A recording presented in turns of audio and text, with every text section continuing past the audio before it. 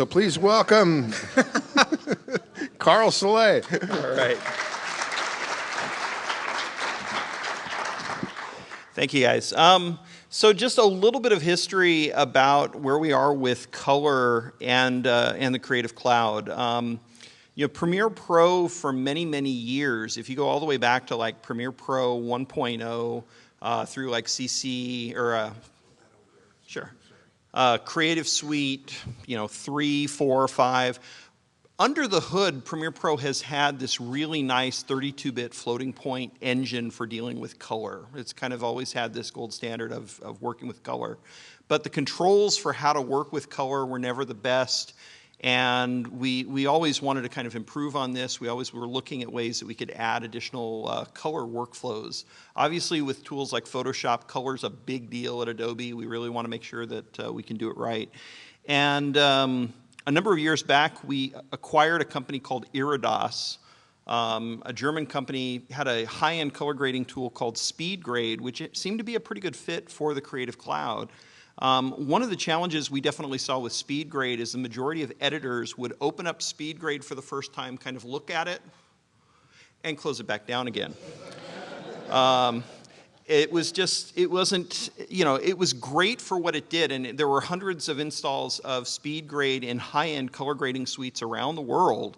I used to work with a couple of guys in Singapore that were some of the original users of SpeedGrade at a company called AV8.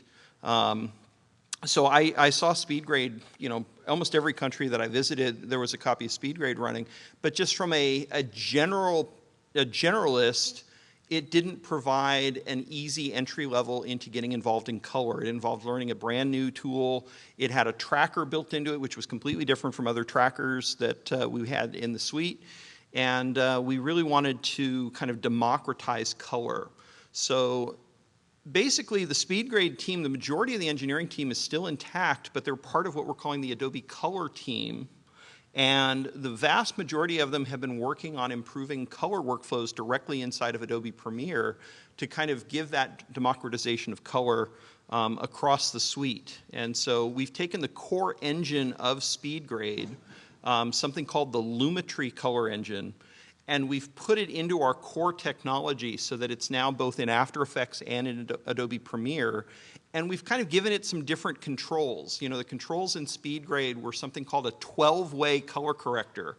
How many of you guys have used a 3-way color corrector? All right, 12-way color corrector. You basically had lift, gamma, gain for overall highlights, midtones, and shadows. It was, there's a lot going on there. What we did was we created this effect, which is called the Lumetri Color Panel. And the idea behind this was to model, provide high-level color grading in a 32-bit floating point environment, but do it in a way that was more accessible. And we actually borrowed some of the UI from Lightroom and kind of tried to give it a more Lightroom-style interface. So basically, you can start going through the Lumetri panel, and I'll just kind of zoom in on this so we can kind of see what's going on here. This is broken up by different sections. So under basic correction, you're going to see controls that anybody who's used Lightroom is going to recognize these, things like shadows and highlights. Lifting the blacks or lowering the blacks. We've got a saturation slider. And as you move further down, you can start to unlock additional controls. And so you can use as simple of an interface or as a complex of an interface as you want. If I go into the Creative tab, now we've got controls for things like sharpening, vibrance. If you know the vibrance slider from Photoshop, we have that here or in Lightroom, we have that here inside of the Lumetri panel. We also have the ability to work with LUTs. We typically just call these looks as kind of a generic term, but this includes things like film stocks, and I'll give you guys some demonstrations of some of these in just a minute, but just to continue to go down through here, we have curves. So it's just a single curve control for overall, but you can kind of break this out into red, green, and blue if you need to. This is the control for setting saturation, which I'll show you in a second. And then finally, color wheels, secondary controls, and then at the very bottom here, we also have a really easy to use vignetting control if you just want to add a vignette to your clips. So all of these are designed in such a way that you can put these on individual clips throughout an entire timeline. You can use an adjustment layer to put them on scenes on a scene-by-scene basis, or you could actually create an adjustment layer for the overall your overall timeline if you just wanted to do an overall grade on everything in a single timeline. The way I've got things set up right now, I've got a setting turned on which is something called selection follows playhead. Now, in the right circumstances, this is your best friend, because what this will do is as you're playing back the timeline, whatever is underneath the playhead will automatically be selected, and you can just immediately come over and say, you know what, we need to I want to add a little bit more contrast to this. Let's darken that down. Let's kind of stretch this out a little bit. And then maybe I'll go over to my creative looks and just kind of find something here in my presets. Actually, that day for night actually looks really good, and we'll just apply that. So we can very, very quickly do this on a shot-by-shot basis, and I can hit play on the timeline and then move to the next shot and then do something for that shot. Now, I'm going to show you this once again, because when you start working with Lumetri and you're working with color, there's going to be times where you're jumping back and forth and starting to do some editing, and you're going to be like, you know, why every time I click over here, it's selecting the wrong clip? Or, you know, just remember that this is a preference, it's a choice. It follows your workspace. So one of the reasons that I have a color workspace and an editing workspace, I have this turned off in the editing workspace, I have it turned on in the color workspace, so it will follow along with you there. All right, couple of different things here that I wanted to kind of go in and show you. First off, there was a special request about, like, how do you create like a black and white image? How do you segregate out a specific color to adjust that color? How do you make like a black and white shot except for a specific color or color range? The easiest way to do that is going to be in the Curves tab. You'll see I have this saturation wheel down here at the bottom. Now, this particular clip, maybe I've got two different things going on here that I want to do. I want to accentuate the blue in this guy's outfit, and at the same time, I've got some tourists in the background with these bright red jacket and bright red pants. We want to get rid of the red and accentuate the blue. So the way this works is using the hue saturation curve, I can select a blue color to get some keyframes here. And now I've got the ability to kind of lift and add saturation to the blue. And at the same time, I'll go ahead and grab the red.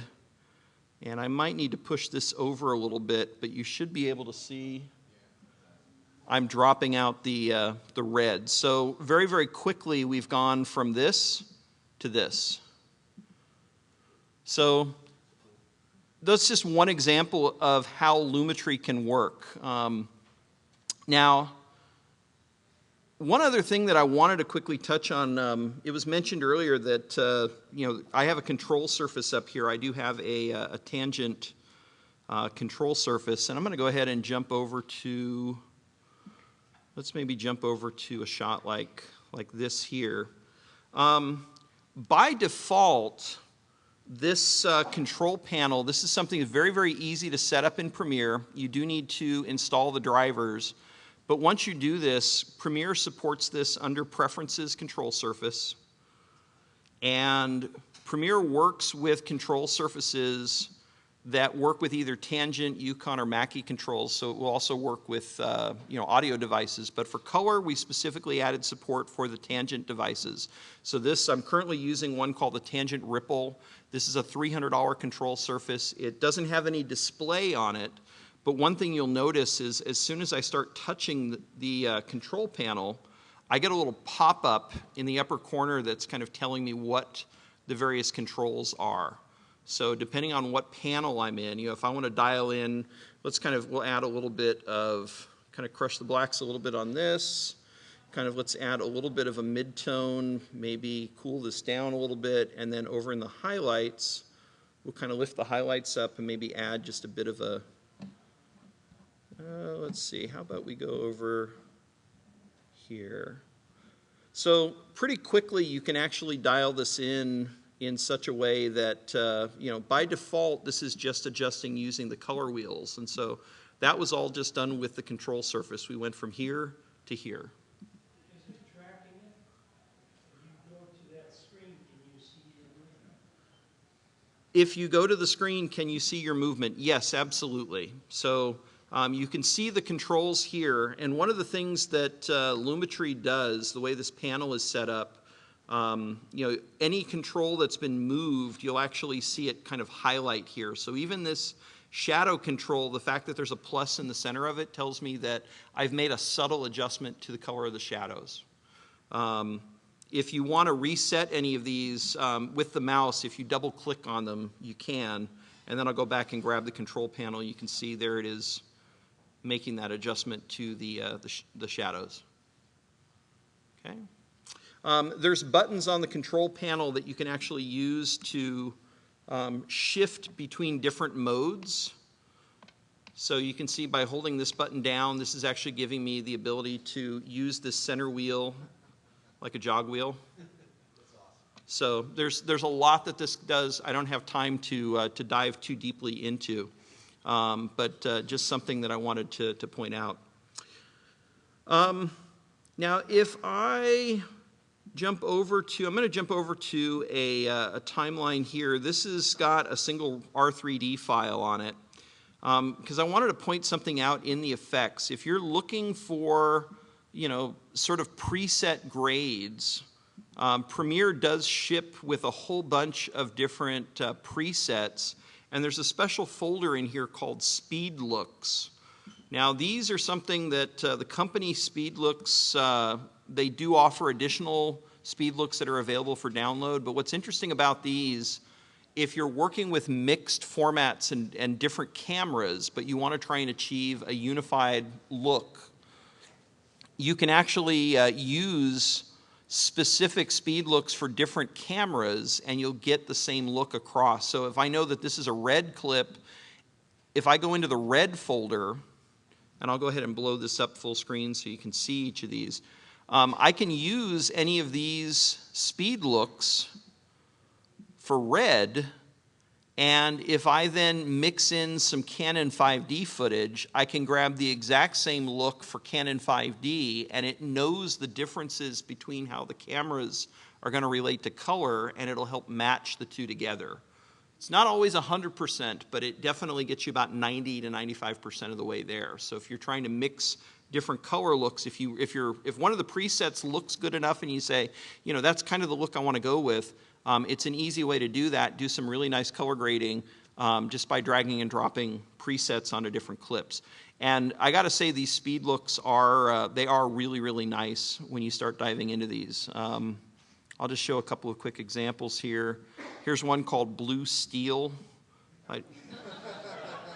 Ooh, well, okay, don't buy it. It's crap. No, it's actually quite good. Let me show you a couple of other examples here. I just want to make sure, because this looks like, yeah, I've already been kind of playing with this, so let's just go ahead. Okay, there we go. I'm stacking multiple copies. What am I doing? Okay, operator error. So this is the flat look here.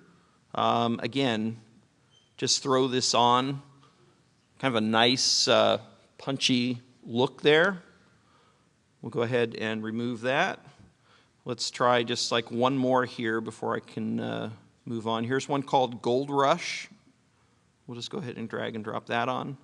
So there's a lot of effort put into a lot of these presets, and they're right within the software. You can, you know, you're free to use these within your own projects. Now, the last time I was here, I showed a mobile application called Adobe Capture, and I don't have time to go through and do a full demonstration of this, but this is something available for Android phones, for iOS devices, and basically this will create looks based on the camera in your phone. It's free to download. You can, if you're a Creative Cloud member, it'll automatically sync the looks that you create inside of a library, which is something that's a way you can organize presets Inside of Adobe Premiere, After Effects, Photoshop, even InDesign has libraries available to them. So these icons that you see over here on the side under the Looks tab, and some of these might look familiar for people who go to NAB. There's one called Win Gold. I've got one in here which is actually NAB Carpet, because they use a very distinctive purple carpet. But basically anything that your camera sees, there we go, NAB Carpet, you can turn that into a color look, and this is something that you can actually just drag and drop onto a video clip. So just as an example of this, I'll just kind of step through. Let me mute this here. We don't need any audio tonight. If I grab a clip like this one here and take that NAB carpet effect. Now these are actual 3D LUT files are what this generates. So it's another way that you can get access to these. And if they're a little bit too much, there is an intensity slider that you can use on any LUT. So I could actually kind of just dial this down and make it a little bit more, that's nice and subtle. I kind of like that. If you don't like subtle, if you like nuclear, you can go nuclear as well. But it's just another way that you can be creative. So if you saw some of the beautiful sunsets tonight, if you saw the colors of the clouds, you could actually take a photo with your camera, and then that becomes a LUT that you can use in post at some point in the future. So just kind of a cool, cool option, cool workflow. It's called Adobe Capture. And it actually does a lot more, but this color-specific feature in there is that it creates color looks, which are basically 3D LUT files. Yeah, this is Adobe Capture. It's available in the App Store for iOS. It's also available on Google Play for Android devices. And it also captures vector shapes. It does color palettes. It does, there's a kaleidoscope style function for doing patterns, which I'm completely and totally addicted to. So yeah, definitely check it out. Now, the other thing that I wanted to showcase here is the Lumetri panel does have secondaries, and it is possible to use eyedroppers to pick out and choose secondaries. A lot of people don't know that you can also use tracking masks with the Lumetri panel. So I'm not going to show you guys the secondaries tonight. Just know that the secondaries are there. You can use an eyedropper to pick out a specific color, and then you've got controls down here at the bottom, either three-way color wheels or a single master wheel. You can make changes to specific colors within an image. Chances are when you use secondaries with eyedroppers, you're going to have to mat out part of the image anyway. You know, if you're trying to change a red shirt and there happens to be something else red in the upper corner, you're going to have to put a mask on things anyway. So I wanted to show you guys this.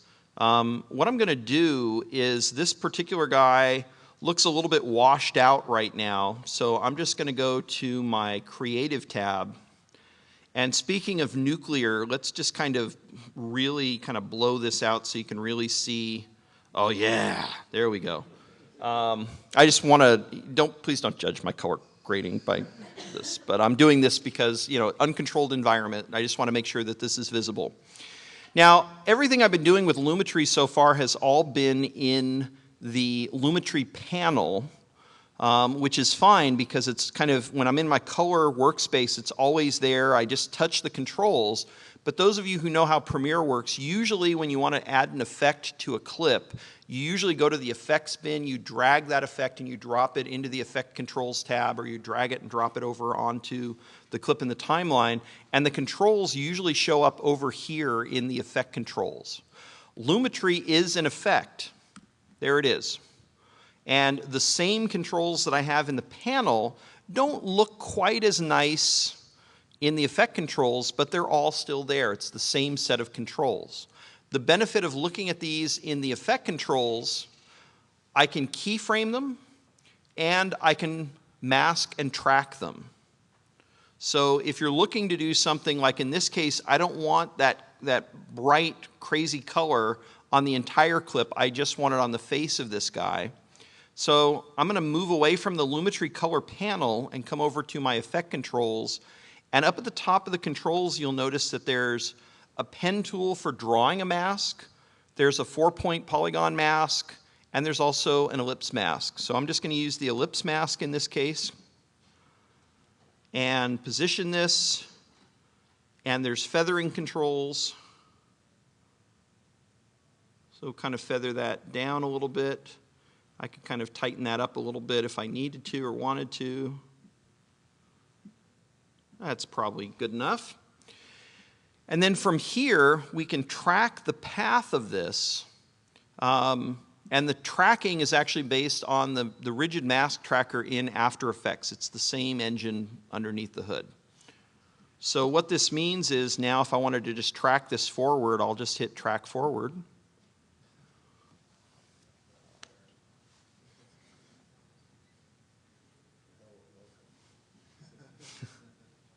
Now, right about there, I'm going to have to stop it.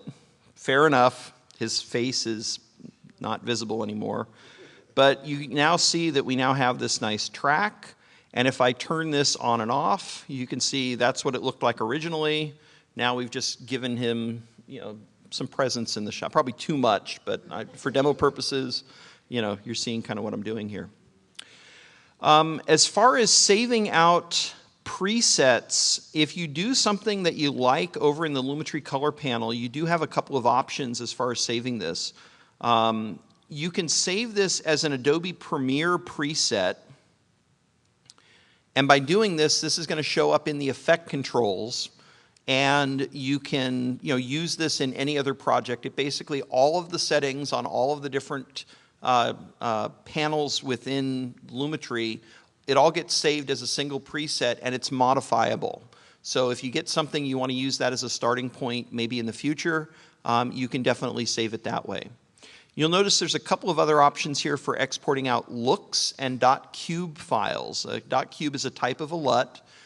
If you needed to use this as a starting point, I've seen all different ways that people send stuff to color grading. One of my favorites is the guy, I had a director that I worked with once upon a time that would take stills into Lightroom, grade them in Lightroom, and then he would hand those off as like JPEGs to the colorist, and the colorist would kind of he'd say, yeah, I want scene 12 to look like that, and the colorist would basically have to eyeball and look at this JPEG and look at the footage and try and match the two.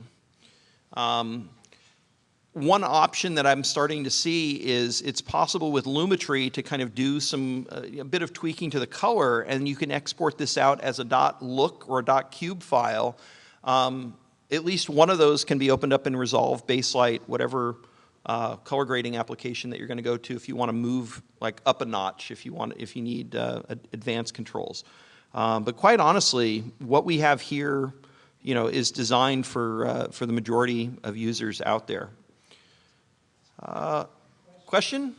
You want to be able to go into Premiere, use Lumetri to kind of tinker around with and sort of get a starting position for color and things, but when you're exporting, you want to be able to just shut that completely down so that you get kind of a clean export out of Premiere. Well, a couple different ways of doing that. Obviously, if you're using an interchange format and you're going out via like XML over to something like Resolve, you don't have to those effects don't have to translate over. It's usually something you can turn off. If it is going to translate over at all, it's typically Lumetri is not something that is going to come across in an XML file. So at that point, the colorist is dealing with the original source media. Everything I'm doing here is non-destructive, so the source media hasn't changed on disk. When you load up your edit and Resolve, you're back to your baseline.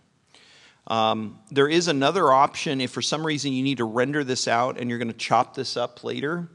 We did just add a button, and bear with me here while my eyes, I'm trying to see it here, and I think it's this one here. I'll just stick it over on this side here. This is a kind of a global effects toggle. So if you had Lumetri on every clip in the timeline and you just wanted to, turn that off so you could render out a clean, ungraded ProRes file or something along those lines, you could toggle that switch on and it would turn off all the effects on a global level. Does it turn off every effect or just Lumetri? And as soon as we added this, I immediately stepped up in an engineering meeting and said, as soon as you add this, you're going to want, people are going to want selective turning things off. This is it is a global effects toggle. It turns absolutely every, so if you had like a brightness contrast effect or a third-party plugin on something else, it's going to turn that off as well. There are a couple of different other workflows. I mentioned the idea of using adjustment layers. It's also possible if you do an option drag, you could actually like just if you don't mind duplicating clips on the timeline, and that's always a touchy question, but it's possible to, you know, you could have a duplicate instance of every clip on the timeline and color grade the top layer. You know, like if that's V2 or V3 or whatnot, just turn off V2 at that point. You're going back to the ungraded version. That's another potential workflow. If you've ever used adjustment layers in Photoshop or After Effects, you know, an adjustment layer sits above everything else in the timeline, and any effect that you put in that adjustment layer will affect any layer underneath it. So that gives you a separate item that you can then, you know, if you put your adjustment layers all on, let's say V7, you can just toggle off V7. You've just turned off all the color grading. You can have as many adjustment layers as you want. They stack. So do I find that there's any special considerations when you start mixing things like 8-bit versus log versus raw format? Color and scopes and all that. Yeah, you know, definitely. I mean, the biggest thing is going to be trying to match shots. There are some special tools out there, and you'll notice on the basic correction tab, up at the top, there's actually something called an input LUT. This is something that for some camera formats, particularly those that shoot in a log format, you may want to just work in a Rec 709 space. You may want to just see them as Rec 709 initially so that you don't get that milky kind of washed out look of the log footage during editorial. You know, this is something that in order, like you'll see that there are some very specific cameras that are listed in here, like specifically like the, you know, the ARRI cameras, like the Amira, the Alexa, the Phantom. You typically may have some sort of an input LUT that you want to put on. Different camera makers have these specific LUTs for, like, you know, putting their log footage in a Rec 709 space. So that's the one thing that you might have to consider. I pointed out SpeedLooks because SpeedLooks has done something kind of cool in that they've created different LUTs for specific cameras that when you use them all on the timeline, you know, you put the 5D version on the 5D footage, you put the red version on the red footage, it does pretty much the same thing to all the different shots. So if you're dealing with like a, you know, an A camera that's really nice and expensive and you've got like a B and a C camera on the same shoot that might not quite match the same quality, at least it gives you a quick way of, you know, putting a nice creative grade on everything without having to do a lot of hand tweaking per camera. So am I able to isolate the shape of his face based on something like luminance or chrominance? That would be where I could use, the masking tool doesn't do that, but this is where instead of just using an overall adjustment, you know, in this particular case, I just went into the creative tools and just, you know, really went crazy with the vibrance and the saturation controls. If I wanted to, I could use the, we do have a hue saturation secondary color corrector, and this will work in conjunction with the mask. So the mask hasn't disappeared at this point. If I, and this is kind of going to be a bad example here. All right. Let me just quickly, I'm going to move the location of this over to this guy in yellow here. So if I wanted to pull the color of this guy's yellow jacket, but I didn't want to affect the gold trim as an example here, what I've done now, if I turn this on, you can see that within that area, it's only affecting the yellow shirt. And I've got controls here that I can kind of widen that out.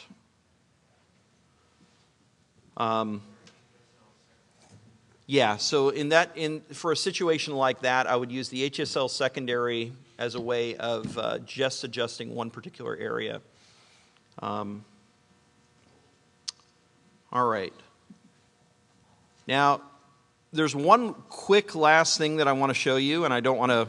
We're getting ready for, it looks like a raffle No, prize? we're getting ready for the break. For the break, okay. I'm jumping the gun here. Really quickly, if you haven't gotten a chance to work with high dynamic range stuff, right now I would say that Premiere, when it comes to high dynamic range footage, is still kind of experimental. It is possible if you have an HDR monitor at home, and the price of these things are coming way down. You know, still I think, you know, for a 60-inch consumer grade one that does HDR over HDMI, $2,000. I've got one that's not quite the best, but it does the job for about $600, $700. So high dynamic range is really, really exciting to play with. It's basically, instead of having a scope, or instead of having a signal that goes from 0 to 100, like we've been doing all these years with 8-bit signals, the brightness can actually go as high as 10,000.